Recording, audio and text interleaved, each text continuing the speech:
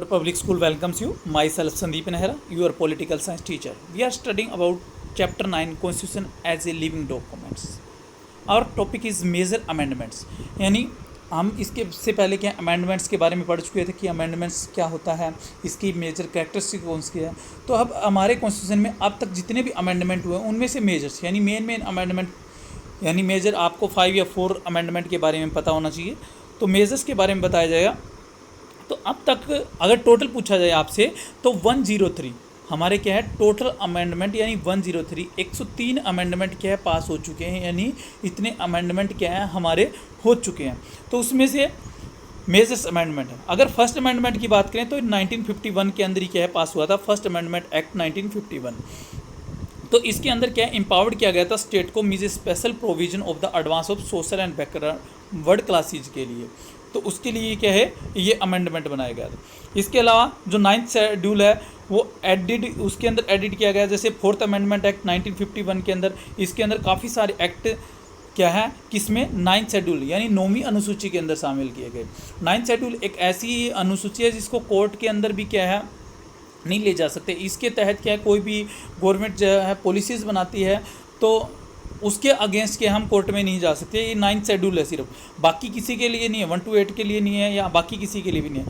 17 amendment इसी के तहत था 1964 के अंदर, जिसमें जो 44 एक्ट थे पहले के 44 एक्ट के उनको 9th शेड्यूल के अंदर शामिल किया गया। इसी तरह जो 29th अमेंडमेंट है उसको 1972 के अंदर पास किया गया था। इसमें क्या है जो 2 केरला एक्ट से, केरला जो स्टेट है उससे रिलेटेड जो एक्ट थे जो लैंड रिफॉर्म के लिए यानी भूमि सुधार के लिए, उनको भी क्या है 9th शेड्यूल के अंदर क्या है शामिल किया गया। यानी 9वीं अनुसूची के अंदर जो एक्ट यानी जो उसके सब्जेक्ट को ऐड किया जाता है उसके अकॉर्डिंग ये 3 एक्ट अमेंडमेंट हुए हैं, 4th 17 एंड 16।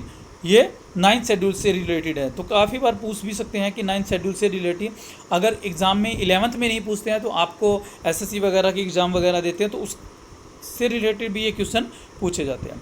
तो अब नेक्स्ट है सेकंड अमेंडमेंट। तो सेकंड अमेंडमेंट है 1952 में हुआ। इसका क्या था जो लोकसभा के अंदर रिप्रेजेंटेशन स्केल था बस उसको रीएडजस्ट करना था।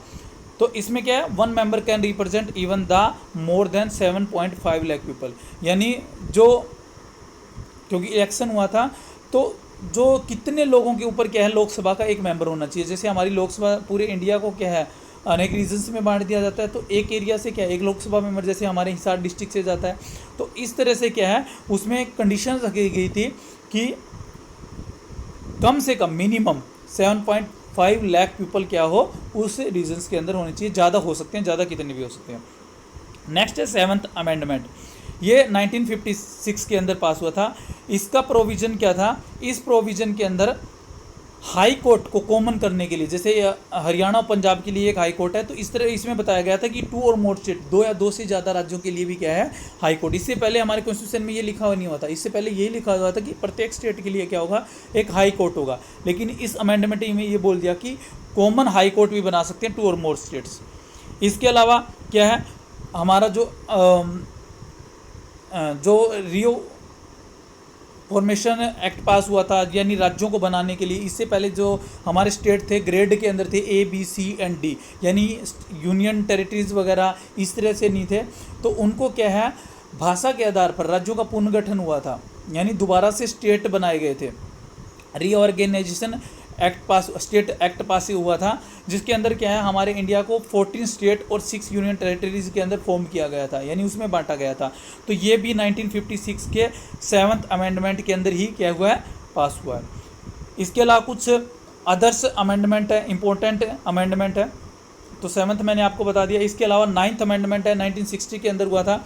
इसके अंदर क्या है जो इंडियन टेरिटरी है उसकी एडजस्टमेंट के लिए किया गया था जो पाकिस्तान के साथ एग्रीमेंट था। इसके अलावा 61 के अंदर दादर एंड नागर हवेली जो यूनियन टेरिटरीज है वो किससे ली गई थी, पुर्तगाल से ली गई। आपको ये पहले भी बताया जा चुका है या पता भी होगा कि जो दादर एंड नागर हवेली का जो एरिया था वो पुर्तगाल के अंडर में था। तो 1961 तक मतलब वर्ड प्रेशर के साथ भी लगा सकते हो आप या मिलिट्री के द्वारा भी क्या है दादर एंड नगर हवेली है या गोवा है इनको क्या है इंडिया के अंदर शामिल किया गया। तो 10th अमेंडमेंट 1961 के अंदर क्या है, दादर नागर एंड हवेली को क्या है इंडियन यूनियन के अंदर क्या है शामिल किया गया था पुर्तगाल से लेकर के। इसके अलावा 12th अमेंडमेंट भी 1961 के अंदर हुआ था, जिसके अंदर क्या है गोवा, दमन एंड द्वीप, इनको भी क्या है पुर्तगाल से लिया गया था। ये भी पुर्तगाल के अंडर में आते थे, पहले इंडिया का पार्ट नहीं था। इसके अलावा 13 अमेंडमेंट है, उसमें नागालैंड को स्टेट बनाया गया था और स्पेशल प्रोटेक्शन दी गई थी, और उसको 371A के अंदर क्या है शामिल किया गया था। इसके अलावा 14 है, 14 के अंदर पांडिचेरी है, उनको क्या है यूनियन टेरिटरी के हमारी इंडियन यूनियन के अंदर शामिल किया गया था। किससे लेकर के, फ्रांस से लेकर के। ये इसके ऊपर क्या है, ये पहले फ्रांस की एक कॉलोनी था पांडिचेरी। नेक्स्ट है 21 अमेंडमेंट है, वो 1961 के अंदर पास हुआ, जिसमें Sindhi added as a language, जिसमें हमारी जो 8वीं अनुसूची है जिसके अंदर आज 22 लैंग्वेजेस है, उसके अंदर सिंधी भाषा को ऐड किया गया था। उससे पहले हमारे 17 थी, 18 थी, उसके बाद 4 और ऐड हुई है सर। इसके अलावा 26 अमेंडमेंट है 71 में, जिसके अंदर प्रीवी पर्स, जो राजाओं वगैरह को प्रीवी पर्स दिया जाता था पहले, जो प्रिंसेस थे, जो हमने क्या है जो 567 के आसपास क्या प्रिंसेस को इंडिया के अंदर इन्वॉल्व किया था, शामिल किया गया था, उनका इंटीग्रेट किया था इंडिया के अंदर। तो उन क्या प्रिंस को क्या दिया गया था, प्रीवी पर्स दिया जाता। तो इंदिरा गांधी के टाइम में उनको क्या ख़त्म कर दिया गया, समाप्त कर दिया गया।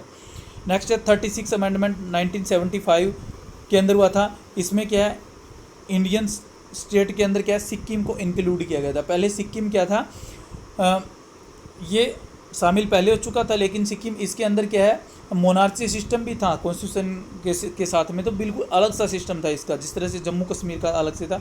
तो इसके बाद क्या सिक्किम को पूरी तरह से क्या इंडियन स्टेट के अंदर शामिल किया गया था।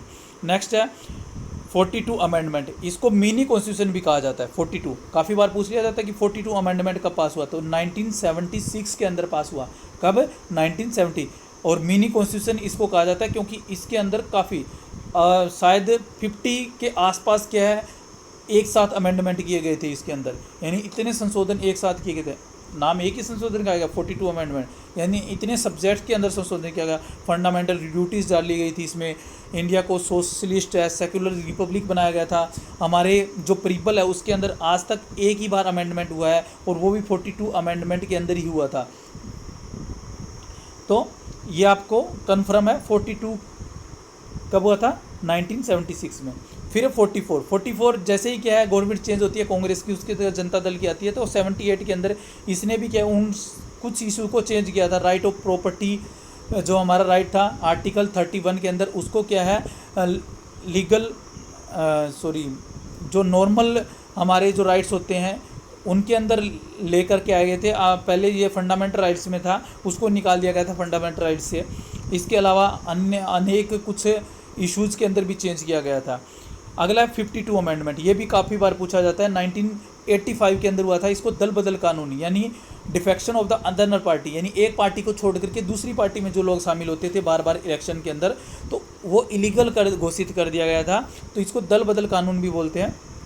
ये 1985 के अंदर हुआ था। 61 अमेंडमेंट 1989 के अंदर, इसके अंदर क्या है जो हमारी एज है ये भी काफ़ी बार पूछा गया है, वो 21 से रिड्यूस करके क्या है 18 कर दी गई है। पहले 21 साल से ऊपर के लोग वोटिंग करते थे, अब क्या 18। इसके अलावा 71 अमेंडमेंट है 1992 की, इसके अंदर कोंकणी, मणिपुरी एंड नेपाली 3 लैंग्वेज को क्या है और हमारे कॉन्स्टिट्यूशन की जो 8th शेड्यूल है उसके अंदर क्या है शामिल किया गया, 8वीं अनुसूची के अंदर शामिल किया। काफ़ी बार ये भी पूछ लिया जाता है कि हमारी लैंग्वेज हैं वो कौन सी शेड्यूल्स के अंदर है, तो वो 8th शेड्यूल्स के अंदर है। 73 अमेंडमेंट है 1993 के अंदर, इसमें पंचायती राज सिस्टम के बारे में है, आप पढ़ चुके हैं। तो 74 है ये म्यूनसिपलिटीज़ के बारे में, म्यूनसिपलिटी कॉर्पोरेशन के बारे में है। 86 है जो 2002 में हुआ था, free and compulsory education for child, और इसके अंदर क्या हमारे फंडामेंटल राइट्स में 21A एक आर्टिकल और भी जोड़ा गया था।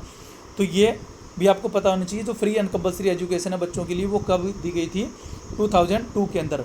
और इसी के अंदर क्या है एक हमारा फंडामेंटल ड्यूटीज़ भी ऐड की गई थी साथ में।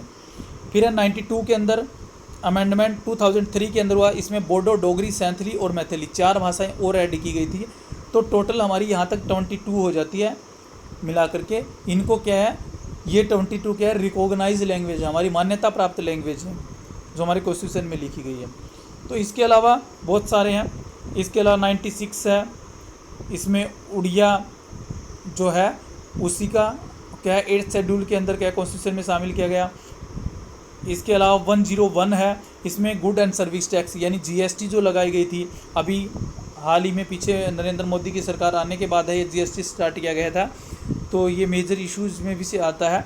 तो वो 101 अमेंडमेंट में किया गया था 2016 में। इसके अलावा 102 अमेंडमेंट है, ये लास्ट के तीनों है, तो ये तीनों आपको लर्न भी होने चाहिए। 2018 के अंदर establish of national commission backward classes के लिए कमीशन बनाया गया था, जो बैकवर्ड, क्योंकि अभी जो इश्यूज उठा रहा जा रहा है कि रिजर्वेशन ख़त्म करनी चाहिए, तो उसके लिए क्या है कि कमीशन बनाया गया था 2018 में, वो इस अमेंडमेंट के तहत बनाया गया।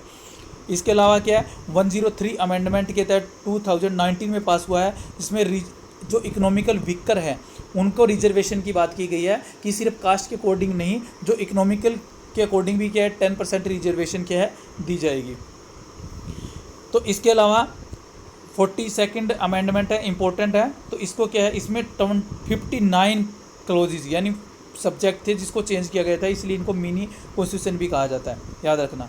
दूसरा है 52 भी है, इस अमेंडमेंट के अंदर अनएमेसली अडोप्ट बाय द पार्लियामेंट, ये एक ऐसा अमेंडमेंट है आज तक जिसको बिना किसी बहस वगैरह के डिबेट वगैरह के क्या है पार्लियामेंट के अंदर पास कर दिया गया था।